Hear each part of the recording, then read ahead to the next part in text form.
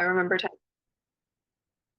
unmute yourself and then mute once again when you're finished. Please make sure to use the chat function for any relevant questions, but if you have any other questions, you can raise your hand and I'll make sure to unmute you. We usually will leave like after the time after Mark's presentation for the questions, but if there are any questions that are relevant, you can add them to the chat and we'll take them. And then other than that, please make sure to not record any part of the webinar without permission from the host. We'll make sure to upload it on our YouTube channel where you can access it. And then please make sure to follow us on all of our social media on Facebook, LinkedIn, Instagram, YouTube to stay updated with all of our programs. And I'll go ahead and introduce Mark, who was our speaker for tonight. Mark Fick is a senior loan officer at Shared Capital Cooperative, where he handles business development, loan underwriting, and portfolio management. Previously, Mark was the director of lending operations at the Chicago Community Loan Fund. He has served in leadership and advisory roles with groups like Partnership and Property Commercial Land Trust, U.S. Federation of Worker Cooperatives, and Northside Community Federal Credit Union. And with that, I'll hand over our conversation to Mark, our speaker for tonight. Great, thank you, Amal. Thanks for having me tonight. As you said, my name is Mark Fick. I'm the Senior Loan Officer with Shared Capital, and we'll be here tonight to go over a bunch of different topics when talking about housing cooperatives. I'm going to pull up some slides. I've got a kind of a full slide deck of lots of different data and information to share with you all. But as was mentioned, actually, encourage folks to raise questions along the way. I know it doesn't work perfectly in a virtual setting like this, but do like to have as much conversation and questions along the way as possible. And then, of course, as was mentioned, we'll leave a lot at the end as well. So I have been tasked with covering a few different topics this evening. We want to talk about the legal structure of the cooperatives, financing these models. We're going to talk about equity models. In this sense, we're talking about how much value individuals have invested in their housing co-op and how much they can get out of it. We're going to talk about this process of starting and developing a housing cooperative.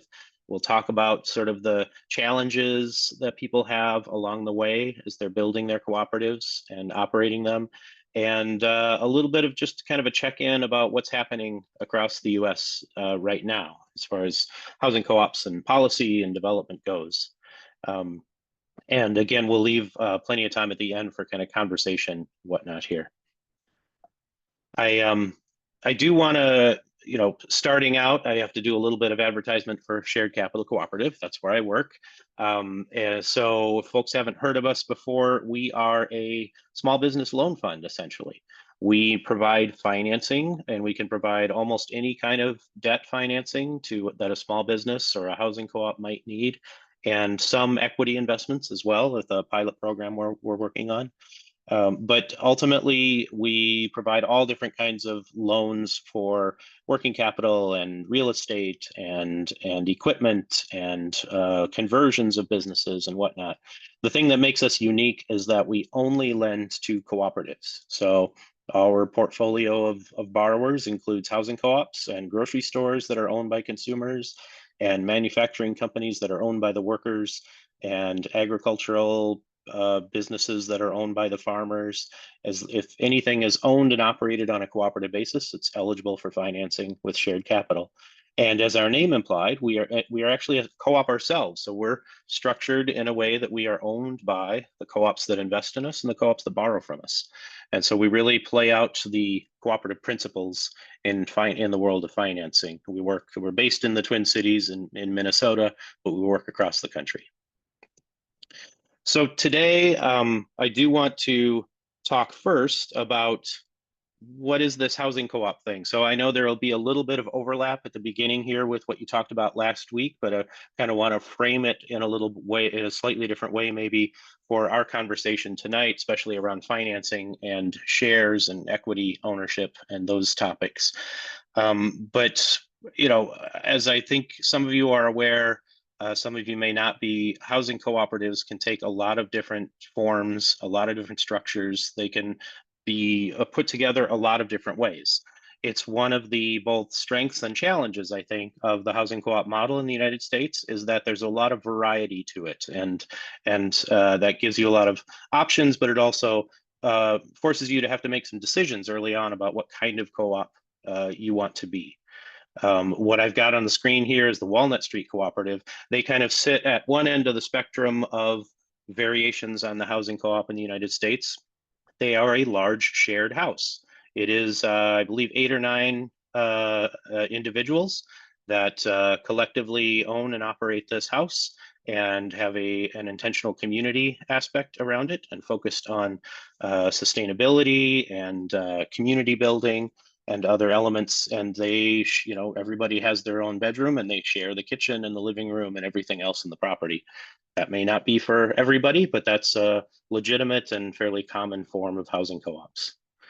As you think about kind of slightly bigger models and maybe slightly more traditional models, we have examples like the Pilsen Housing Cooperative in Chicago that we've been working with for many years. They have a mission to address gentrification. Pilsen in the southwest side of Chicago has for many, many decades been a Latino community, strong ties to Mexican culture and community building, and gentrification has been changing that and making it unaffordable.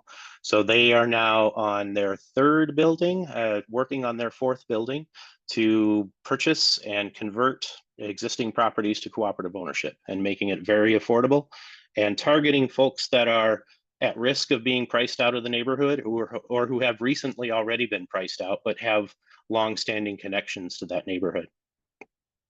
They also happen to have a lot of creative professionals and artists, and so they can make their building look beautiful as well. Almel Park, another member of ours in San Francisco, is another fairly common approach. This is about 120 units of housing cooperatives in the middle of San Francisco.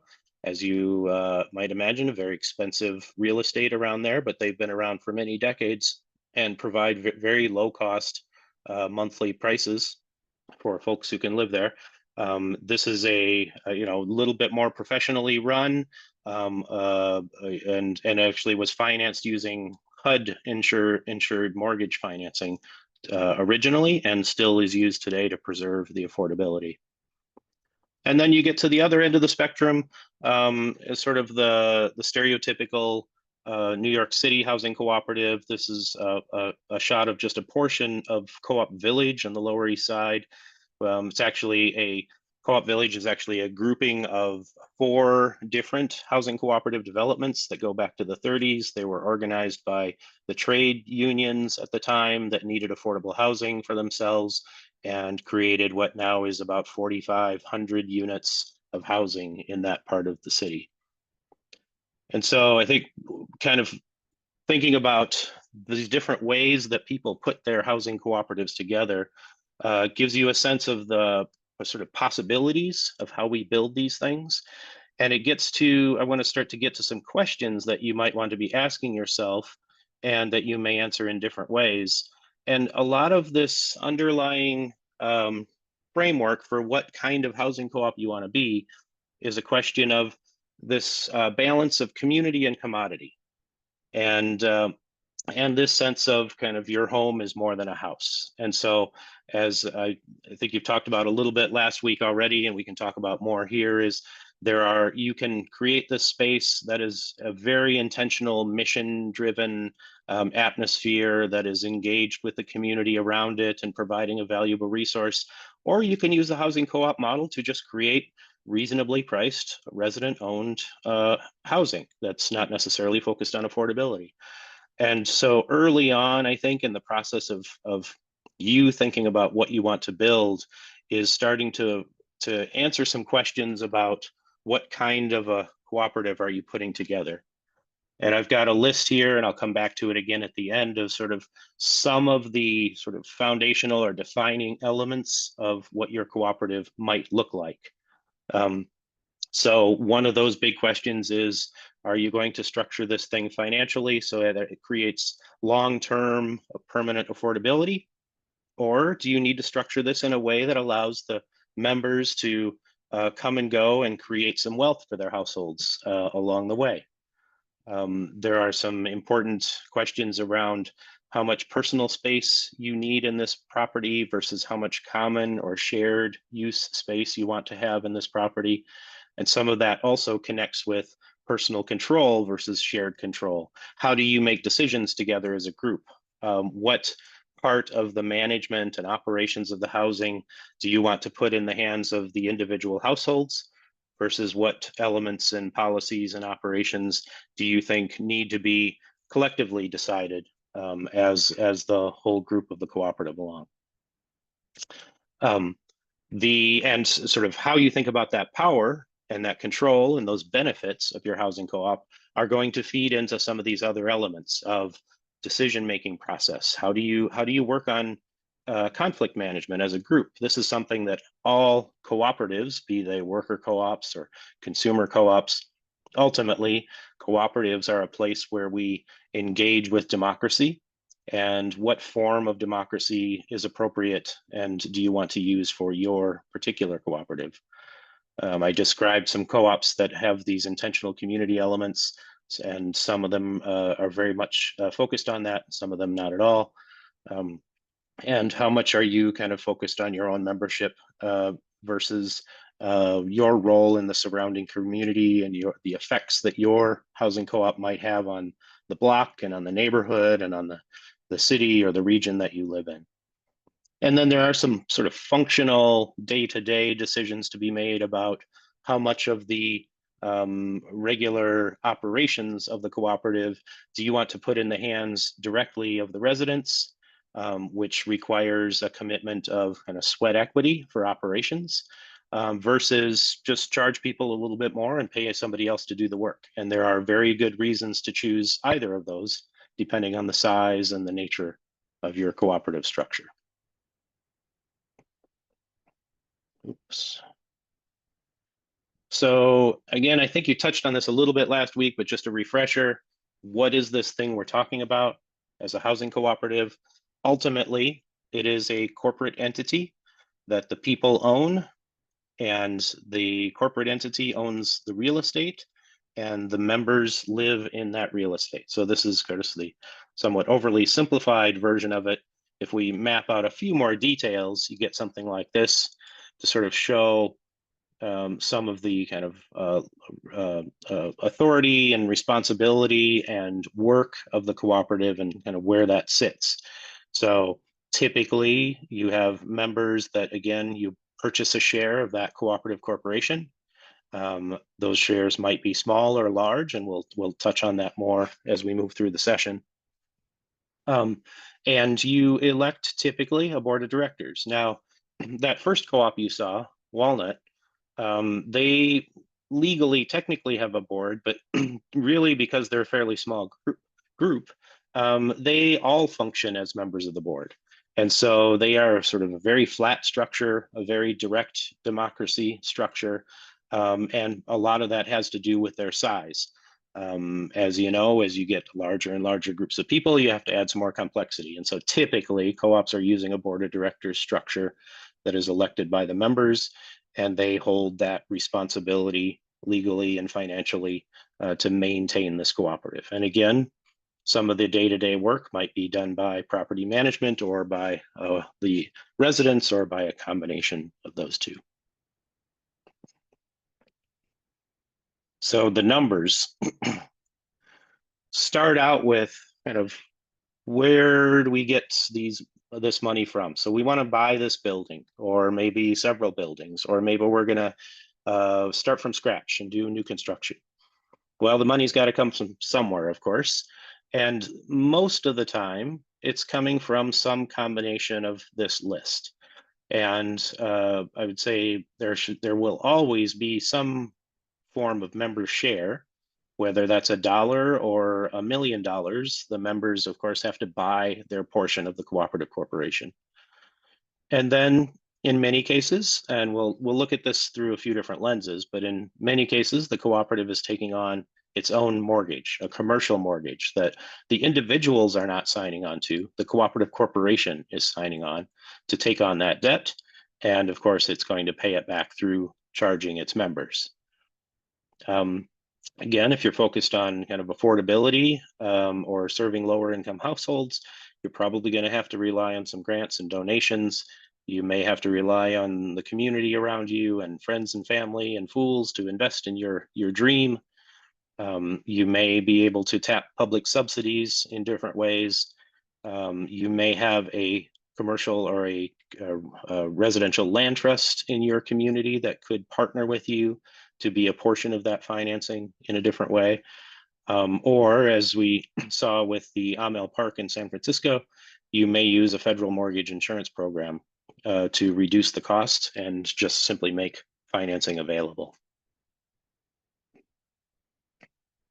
I'm going to put a couple of spreadsheets on here. We're not going to focus on spreadsheets too much, so don't worry if you're someone that's not as comfortable with the numbers and the details. But I wanted to give you some sense of kind of what are we actually spending money on here. And it's sort of fairly common that folks think about that price tag on that property or the price tag for the contractors to build the property. And don't necessarily always remember that there are a lot of other things that pop up along the way.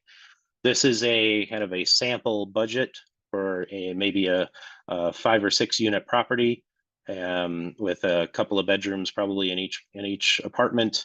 And we've got a purchase price of 1.2 million. But above and beyond that, you'll see at the bottom there, it's actually going to cost us as much as 1.3 or sometimes 1.4 million to really buy this thing and get it on solid ground. You may have some construction and repairs to be done to the property. You may have some environmental issues to be addressed along the way before you want your housing, of course, to be safe and healthy place for people to live. So we'll have to address those elements after we purchase the property. You're going to have to pay for appraisals and surveys and inspections and legal support. Again, sometimes you can find folks who will do things at a reduced rate or nonprofit organizations that can help to support that. But often you'll have to fold those expenses into your budget. You're going to have to pay for that financing, loan fees and application fees and things like that. And you're going to have to work with title companies to search the history of the property and the recording liens and transfer taxes, all of these other things. And then something that often gets squeezed out at the bottom there, but is as important as anything else on this list, I think, is to make sure that up front you have a little cushion. Now, one of those cushions is money set aside for improvements to the property, meaning, 5 years from now, 10 years from now, when you have to repair the roof or replace the boiler or change the windows, you want to have some cash set aside up front and then continue to seed that over time so that you have enough when you need it. And then similar for operations and especially initial leasing up of a property or getting the members in there, you're going to want to have some cushion in this budget so that you have the cash to cover the expenses before all of the units are occupied and everyone is in there. I'm actually going to pause here for a moment just because numbers can sometimes need some digging into, just to see if there are any questions about this.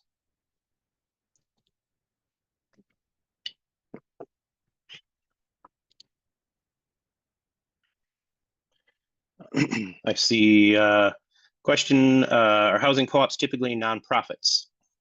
Not always, and not there definitely are housing co-ops that are nonprofits, but most of them are typically not.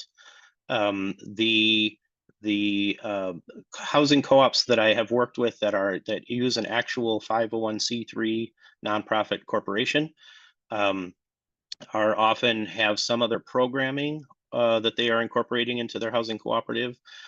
They may be serving a particular underserved population or maybe providing very affordable housing.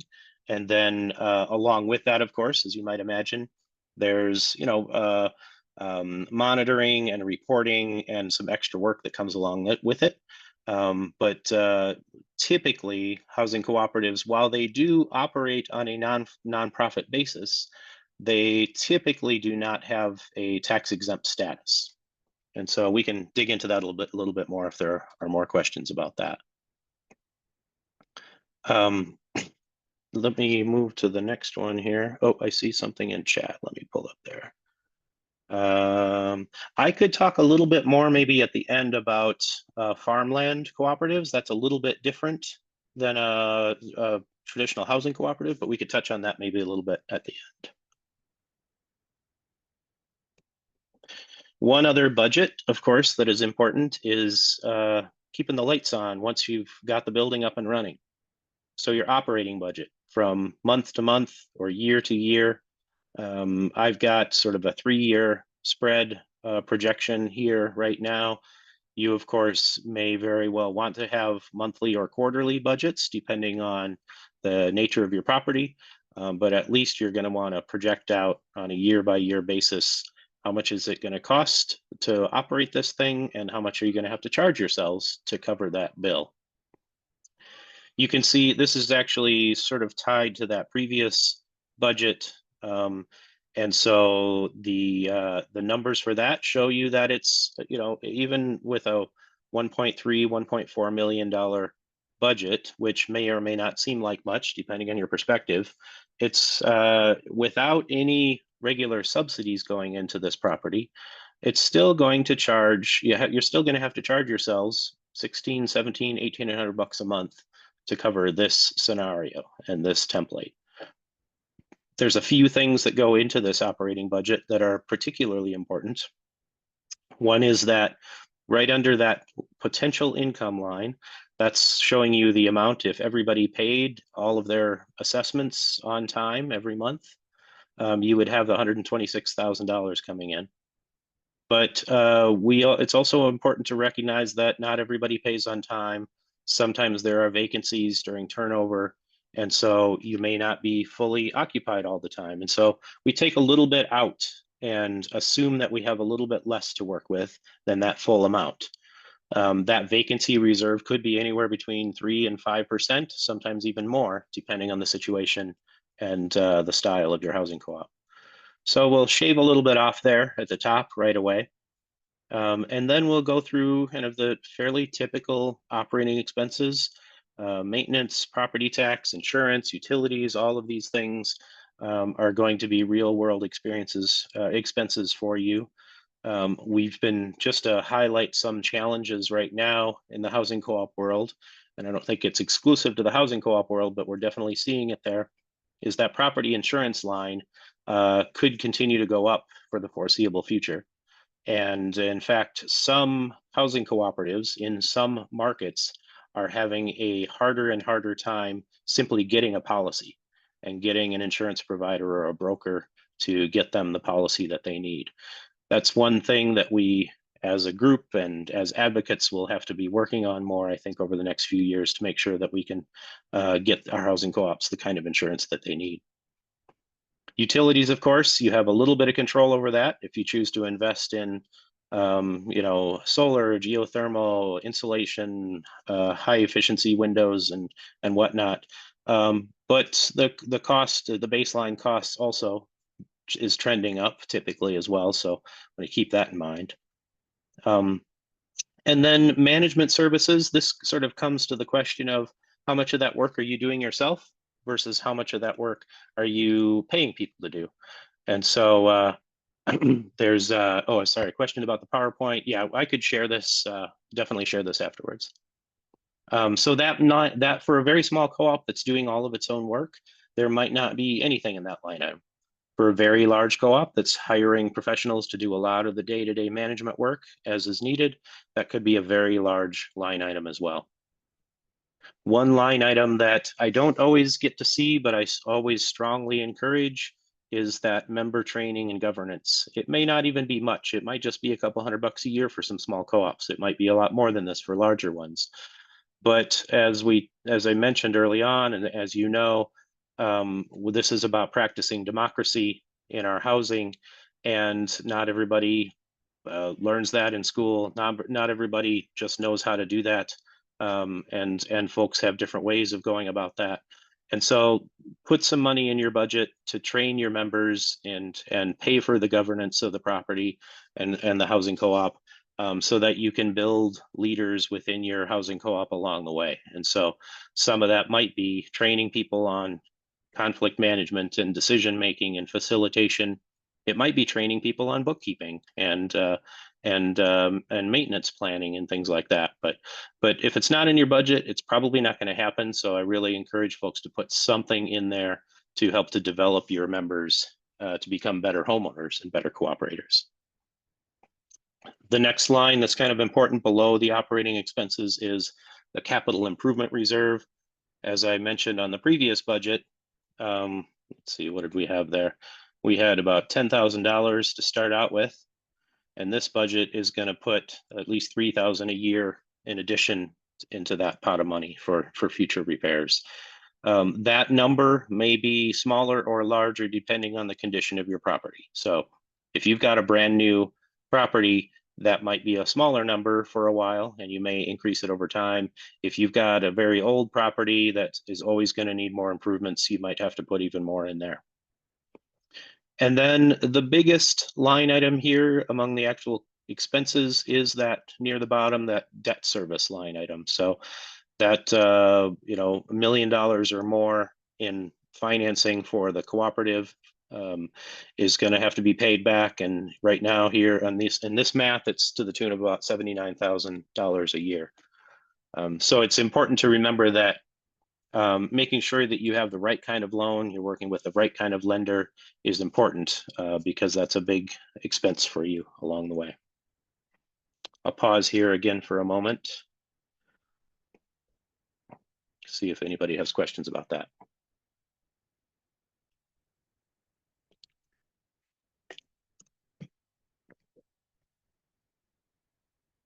Okay. Moving on. I want to get into this question of these equity models. So the equity, let me just back up here for a second. The equity that we're talking about again is essentially the share. And you may have, again, we'll talk about these different approaches, but the members should always be purchasing something to give them a legitimate ownership interest in the cooperative. But you have some decisions to make about how you price that equity, whoops, and what happens to that equity over time. Again, there are no hard and fast rules around this. And so there are a lot of variations that we see on how people treat that equity. Sort of three buckets or three different generally used types in the United States fall into these categories of market rate, limited equity, or group or zero equity cooperatives. A market rate cooperative means that the value of that share generally is the same as the price of a similarly priced condominium or apartment. And the value of that share also follows the market up and down like any other housing, single family homes, condominiums. If the market's hot, your share is going to dramatically increase in value. If things are more difficult in the housing market in your area, you may not see an appreciation, or you may actually see a dramatic decrease in the value of your share. And so the economic experience, the financial experience of joining a market rate cooperative is typically similar to the financial experience of joining or purchasing a condominium or a single family home. Where we can start to think about affordability and kind of controlling what happens to the value of real estate in our communities, we start to think about controlling that equity and that share value over time. And so broadly speaking, any form of limited equity cooperative is going to restrict the sale price in some form or fashion. And often, not always, the value of that share is less or sometimes significantly less than the purchase price of an equivalent condo or apartment. And what we're doing then essentially is we're taking that real estate out of the speculative market. We have decided that the community will now decide what happens to the value over time. of this real estate investment. And so we're going to dig into some different variations on that, but there are a lot of different ways that people decide to set that value and fix that price. On the far end of the spectrum for these three different models, you have, again, kind of group or zero equity. Here, the sale price, the purchase price of the share is similar to a rental deposit. It might be just like putting down a month or 2 months of rent. It's still a share that you own, and that will come back to you when you leave. But there is no expectation in the change of the value of that share, no expectation in the member seeing any appreciation or walking away with any more than what they brought to the table. So the value just is essentially fixed and does not change over time. Those are the kind of the three different general types we have, and I want to get into sort of how we think about, how we think about setting that. Because most of the cooperatives that shared capital works with are some form of limited equity or some form of zero equity. And again, what we're doing here is trying to figure out where on this scale of wealth creation versus long-term affordability do we want to sit? Because it's very difficult to do both of those things. And I think anybody that's familiar with any kind of affordable rental housing or affordable typical for sale housing in the United States knows that that's a challenge that every housing developer has to grapple with to figure out where are they in that market, what are they creating, because essentially every dollar that you allow to leave with a member as they move on has to be replaced by the next member coming in. And so if your share price is increasing with the market, then you are raising the barrier to entry into this cooperative over time. And so this is a sort of fairly fundamental discussion and conversation that you and your future co-op members should have early on to figure out where you sit on this. I'm going to pause here for a moment to see if there are questions about that or thoughts on that.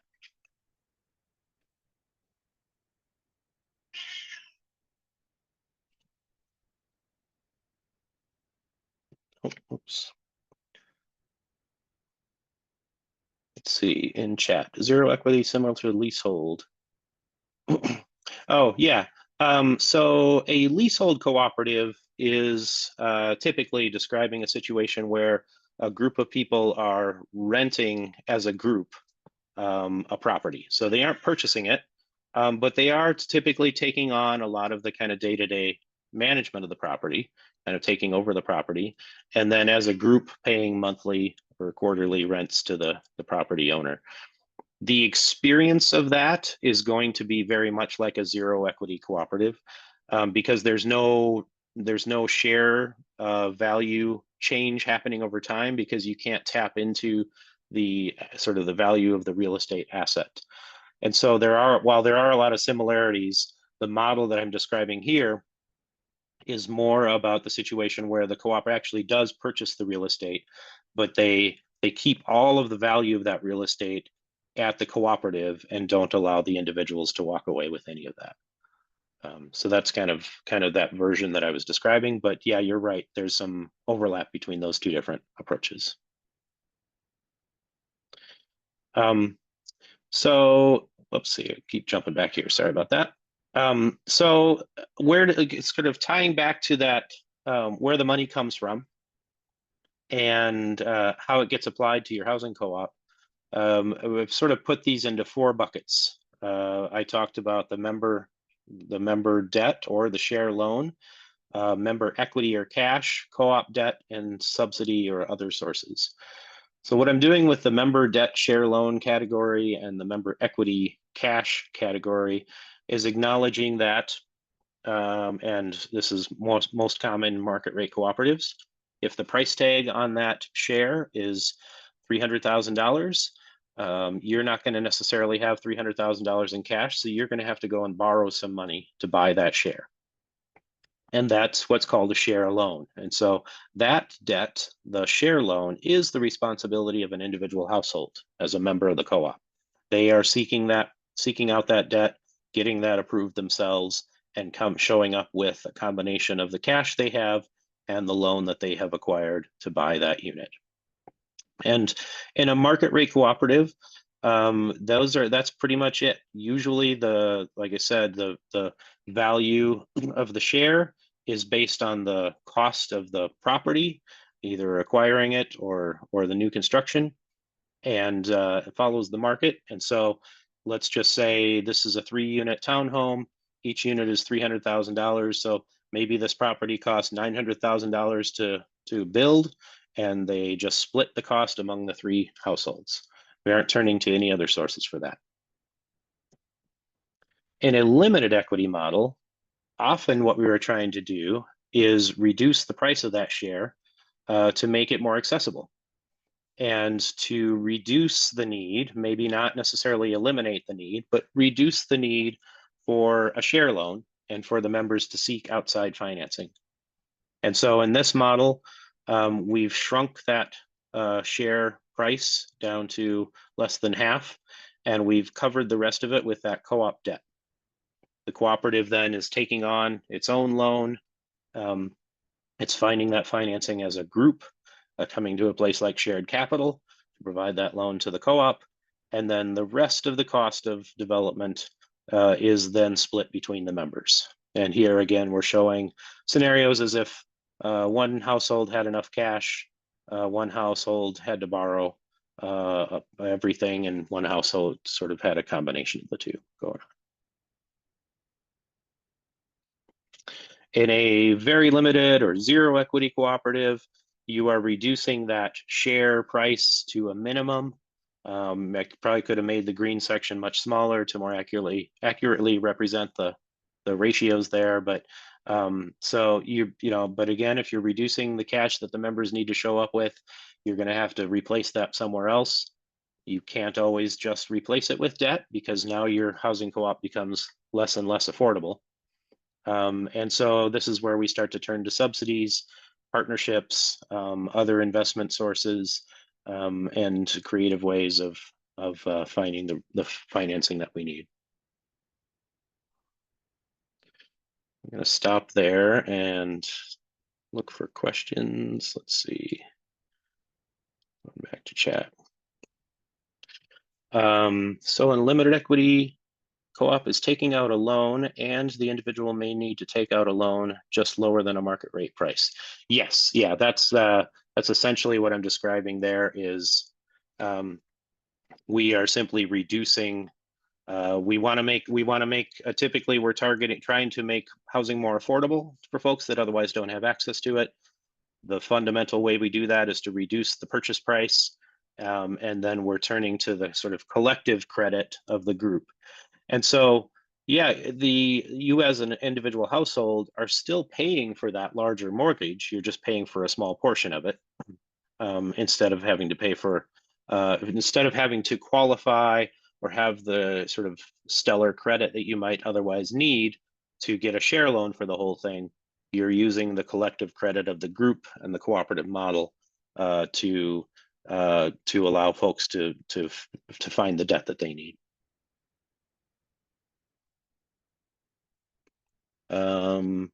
We have a request to ask a question out loud. Can you do that, Emma?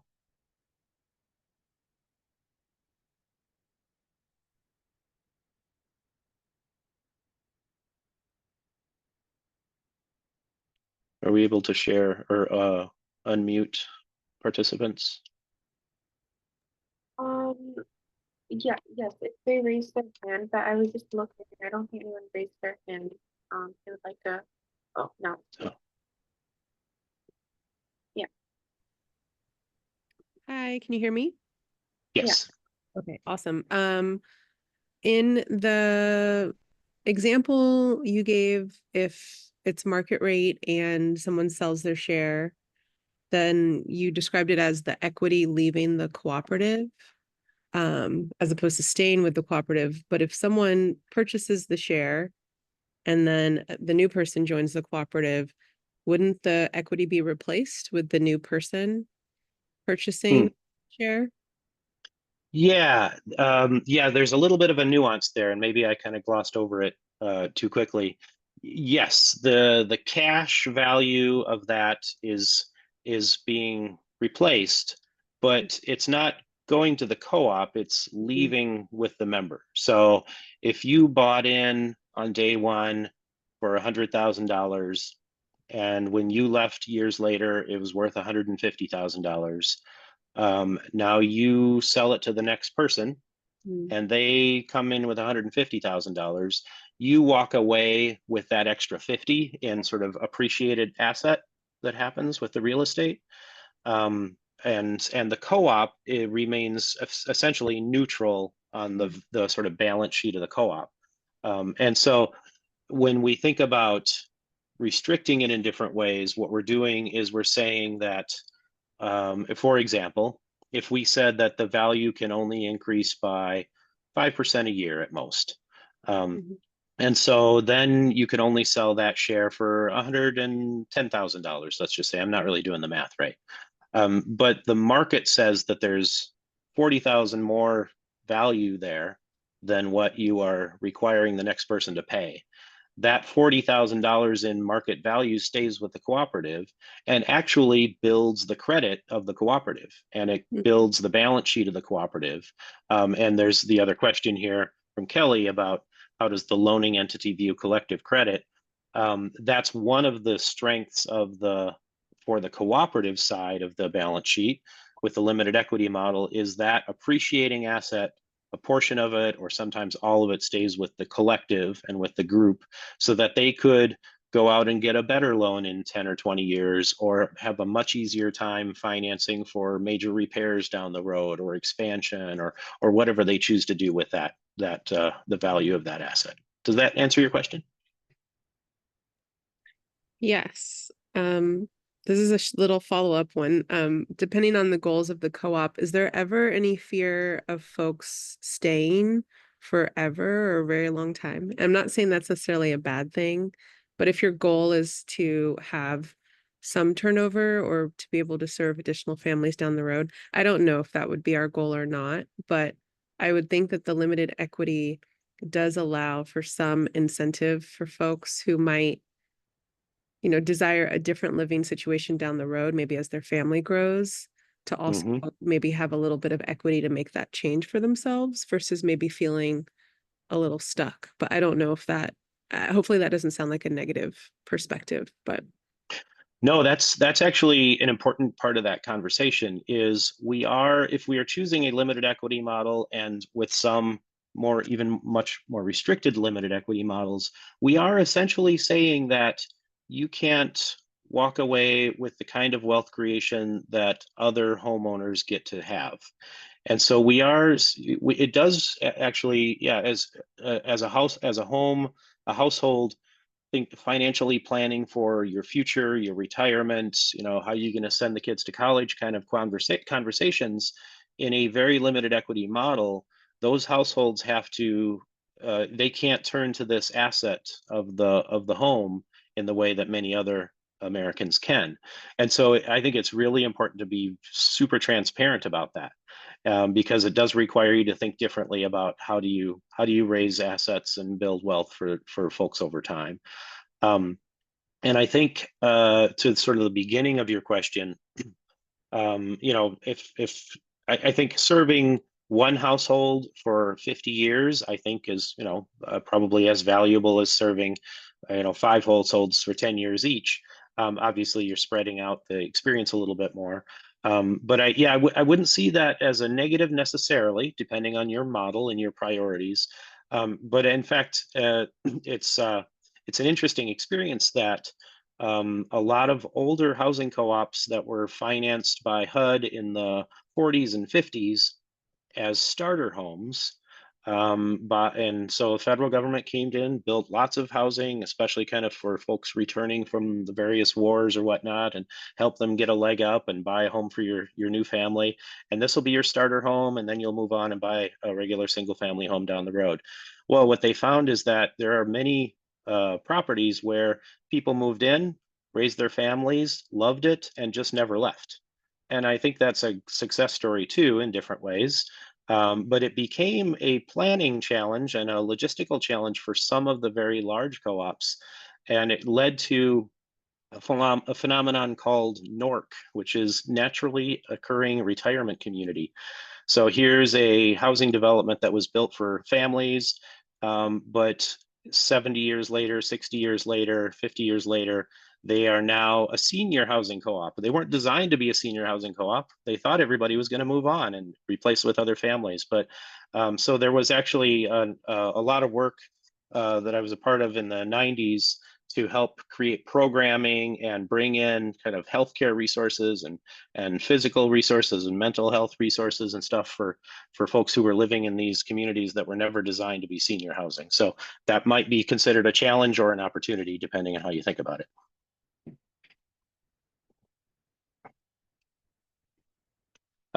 So I will move on then to think about the development process. So how do we do this thing? How do we build these housing co-ops? Well, I think it helpful to think about this as an organizing experience. You are having to organize all these different kinds of things. This is ultimately about people.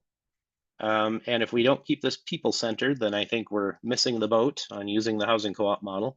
But you do have to sort of organize and develop people along the way and sort of create this group of folks that can work together.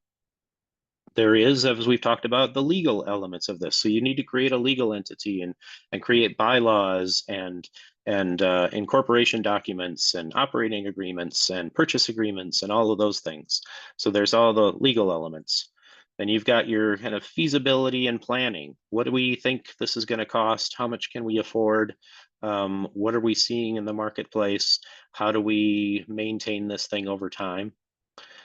You've got a team of people that are going to be resources for you that you need to organize outside of your membership. It may overlap with your membership, but folks like real estate agents and contractors and lawyers and accountants and community development professionals who may be part of your overall team to get the project done. You've got, of course, the finance for the initial development and purchase. I guess we think about the category up above as sort of ongoing operating budgeting, and the one below is really that one-time getting things off the ground budget. And then, of course, we are talking about real estate. And so the whole process of searching for real estate, assessing what kind of real estate you're looking for, what kind of building, what kind of location, and going through the process of purchasing that. So I think it's helpful to think about these different kinds of things because as a group, you can break these down sometimes and assign folks one of these categories of work or split people up in different ways to make sure it's all getting done. And with a little bit more detail in there, kind of mentioned a lot of these things too, you start to realize how complex this overall thing can be.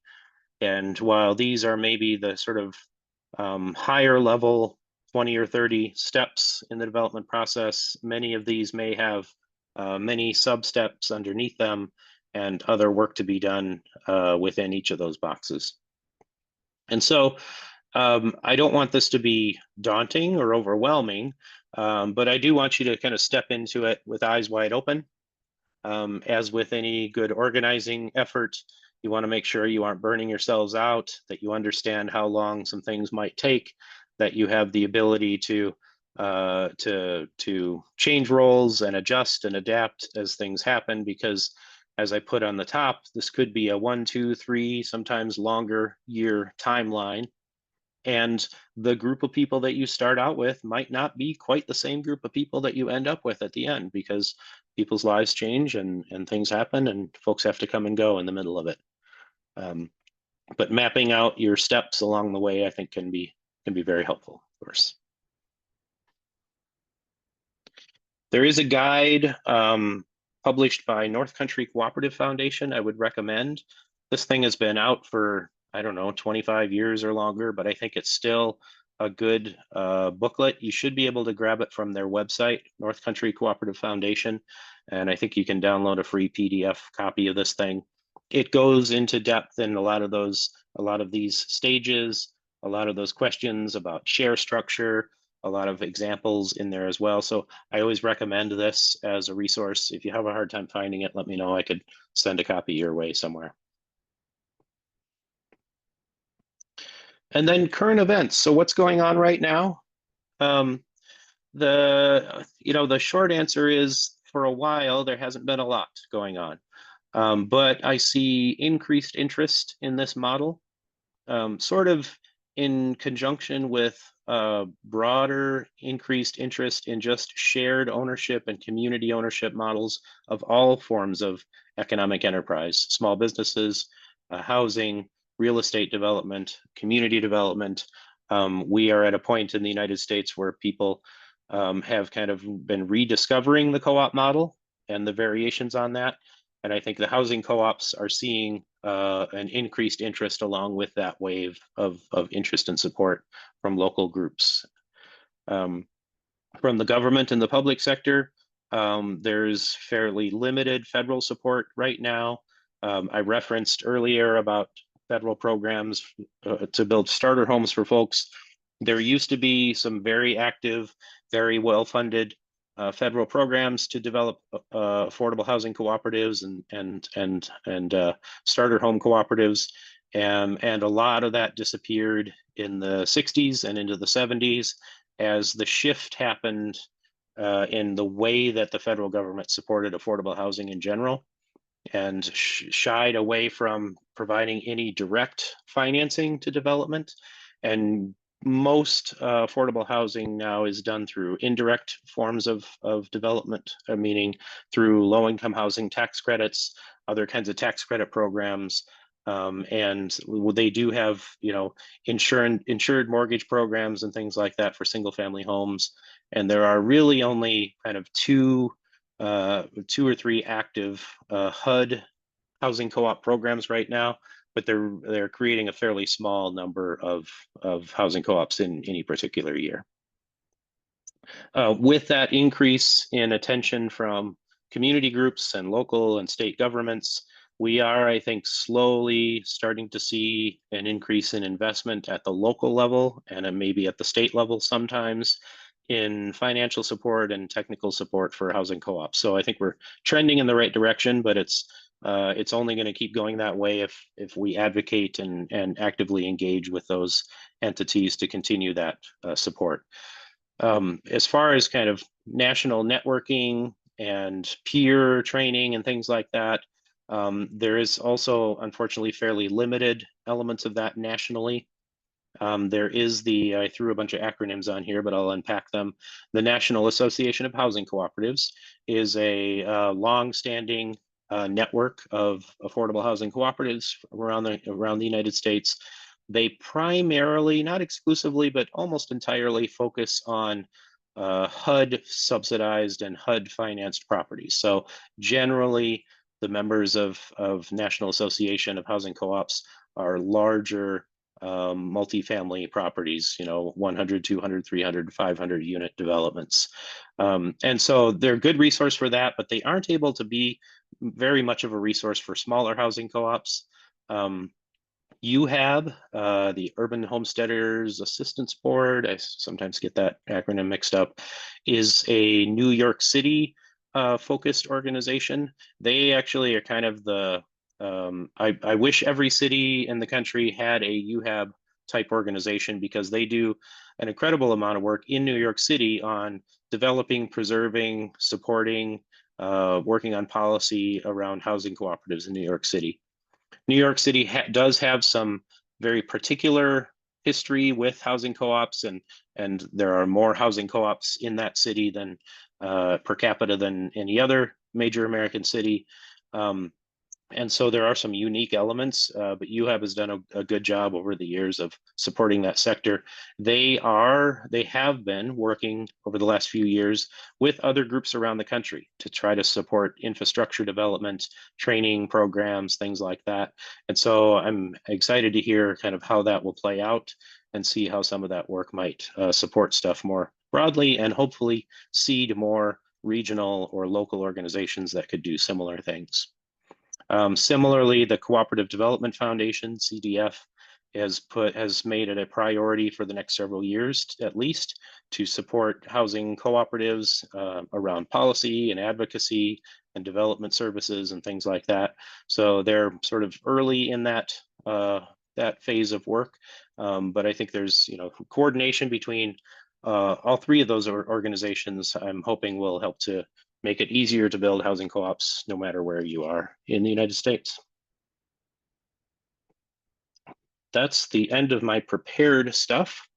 But yeah, would love to just continue open up for additional conversations and questions and see where folks are at. I'll jump to this slide for a moment. People need my contact information. Again, we'll share this after, make this available for people afterwards, but that's how you get a hold of me.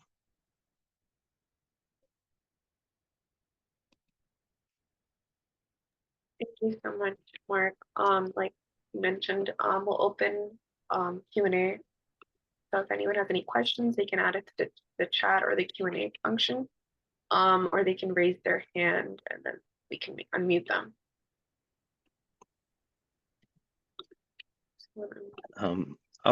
I'll go to the Q&A box first here. Is there any federal and non-New York State local housing co-op programs now?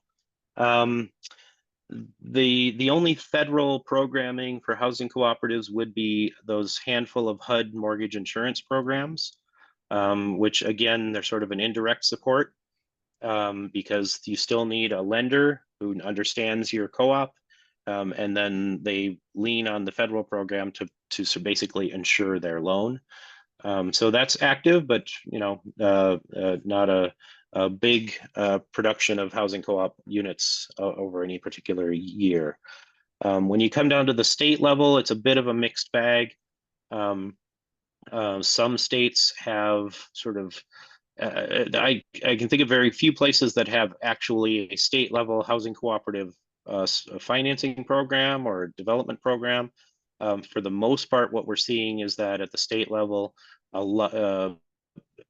developers are allowed to use what was designed essentially as home buyer programs or rental housing programs, and just sort of expanding the language to allow co-ops to be a valid use of those existing resources. So it sort of opens the door for the possibility of it, but I wouldn't call it very proactive at this point anyway. Again, we're seeing some potential trends that would improve that, but not a whole lot right now. Then I'm interested in how the rural co-ops are different than urban. Well, kind of functionally and fundamentally, they're not. They're the same thing. I think it more comes down to some of the financing models, and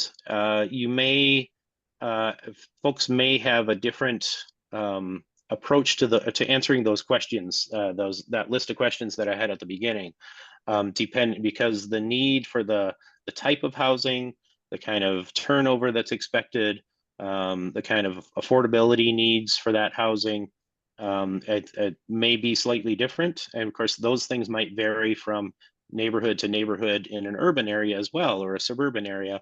But I think when you're in a rural area, I think you're just going to be coming at those questions a little bit differently. And you may be framing the conversations a little bit more around workforce housing. And you may be framing it more about kind of sort of sustaining local economic sustainability. And so in rural areas, I talked to a lot of folks over the years where they might have that employers are not coming to their town because there's not enough housing for the people that they would want to employ, and they're losing businesses because the housing stock isn't there. And so how those conversations start and how things get ultimately financed might be a little different in those spaces. I will say that there is one of the other areas where the federal government has supported housing cooperatives is the USDA. And their rural economic development programs over the years have actually supported housing co-op development as a piece of that, thinking about economic stability for a broader region in a rural community or a rural county. Going over to the chat for a moment, are you seeing individual co-ops being created per property versus a single co-op purchasing multiple properties? For the most part, because it's not easy to access large scale development sources, financing sources for this. Most of the co-ops that we're working with are pretty small scale. They may be, if they're an apartment building, they might just be 6 or 8 or 10 or 12 units of housing. And so again, that might change depending on where you're at. But when I think about new housing co-ops that are getting started, they generally are fairly small scale. And then you are seeing some great success stories like that Pilsen Housing Co-op in Chicago, where they started out with a 6-unit property. A few years later, they bought another 6-unit property. A few years later, about a year after that, they bought another 6-unit property. And so they are definitely, they have an eye and a mission on growth, because gentrification is not going away and people are continuing to be displaced in the Pilsen community. So they want to move as quickly as they can to save as many households as they can. So they're definitely a success story among those variations. Also Oh, seeing yeah. your contact info up again. I think they weren't able to catch it in the end. Put it in the chat or Yes. something. Yeah, I'll put it in the chat for folks.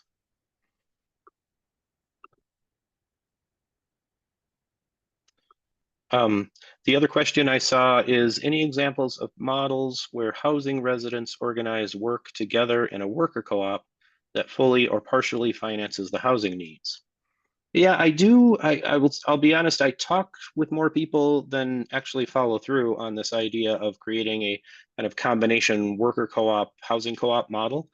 I think it's an interesting model. I think it gets fairly complex fairly quickly, not in an impossible way, but I think it's when I put on my lender hat and I'm underwriting a loan request for a group that might be doing that, I'm going to want to know that, and I realize your question is saying we want to use one to support the other, but ultimately I want to know that the housing co-op can sustain itself even if the worker co-op fails. And so maybe this is your primary plan, but I would want to see kind of a backup plan, because the management, the decision making, the priorities, the sort of how you think about the work of a housing co-op is very different than owning and operating a worker co-op together. And you want to, and sometimes those priorities might conflict with one another. And so there's definitely tension that could arise in that space. And I think it's important for people to kind of look at each of those as individually sustainable enterprises, hopefully over the long run. Maybe there is initial support from one to the other. But that would be my initial thoughts, is kind of some concern about just making sure that if the worker co-op for whatever reason struggles, we don't want to lose the housing co-op at the same time.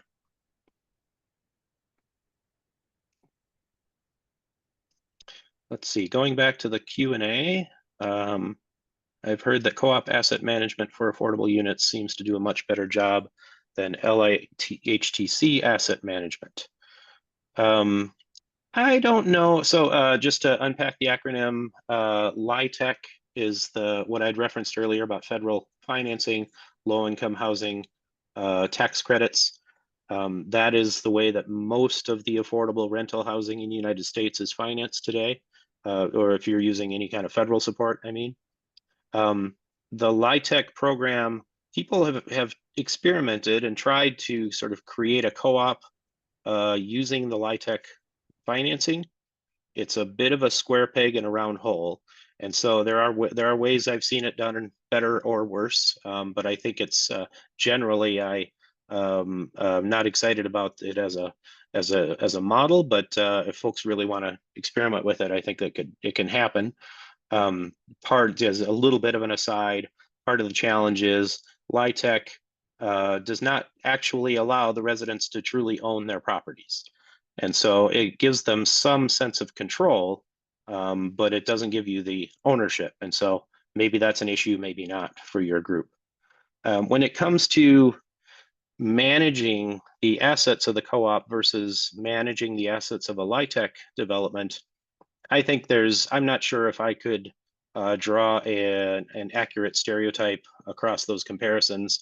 I have seen LIHTC management that's gone very well and gone very horribly. I've seen, moderately sized housing co-ops that have done wonderfully and also have driven themselves into the ground by not managing it well. So I don't know if that's a true division, but I could see examples of either way.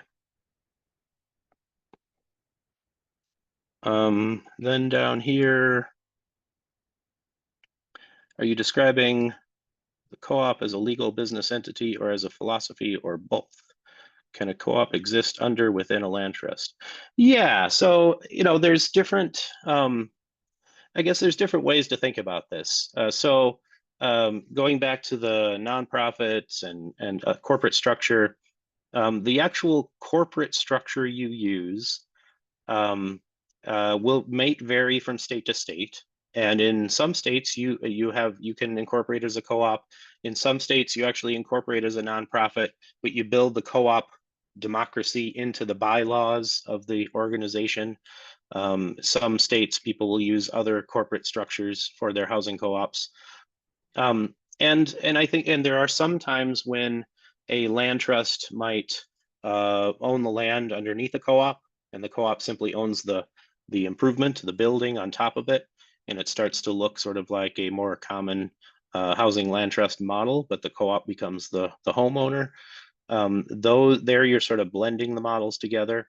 I think ultimately, if you are getting what you need out of the experience as far as ownership, community, control, benefits, and that the world of taxing entities, state and federal, and the world of other financing and other resource entities that you might need, as long as they understand what you're trying to create, I don't think you have to use any particular cooperative or any particular corporation to get the work done. I think there are creative ways that people can blend them. And of course, as I mentioned with kind of the worker co-op, housing co-op thing, the more layers you put in, the more complexity you have, and the more possibility that the priorities of those different entities might conflict with one another. But I think it's always worth experimenting a little bit to see if a different variation could make sense.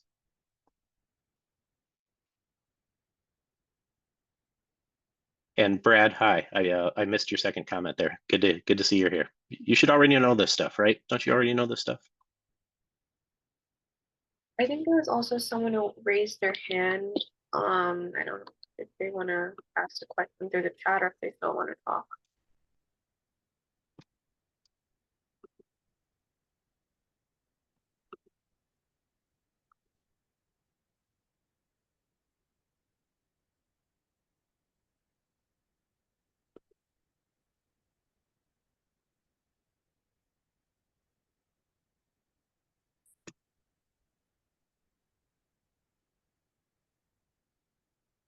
Is there any other questions? I think Mark, you shared your email address to host and panelists, and not everyone. Do you want me to share? Oh, yeah. If you could share it out to the group. I didn't see my option to change it there. Yeah, thanks.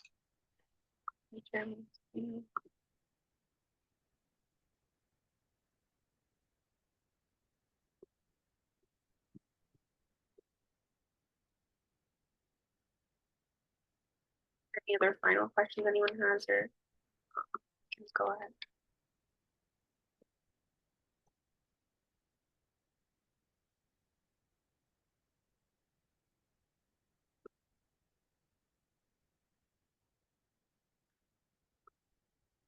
Then I don't think I see any other questions.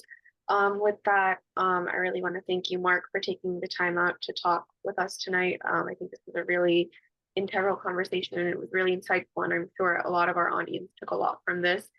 So we're really thankful that you took out your time and really helped us out today.